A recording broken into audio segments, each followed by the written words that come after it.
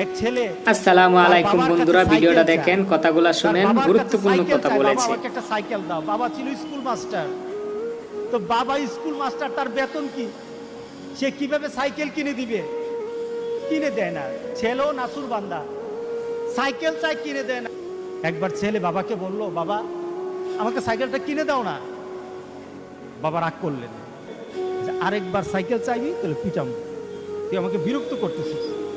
সন্তান বারবার চাওয়ার কারণে বাবা বিরক্ত হয়ে গেল। সন্তান কিন্তু রাসূল বান্দা।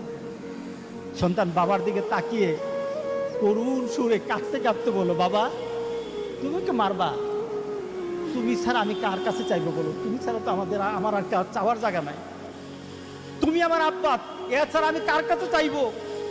দেওয়ার ক্ষমতাও যদি তোমার থাকে তোমার কাছে চাইবো, না চাইলে চিঠো তোমার কাছে চাইবো, তো তুমি ছাড়া কেউই নাই।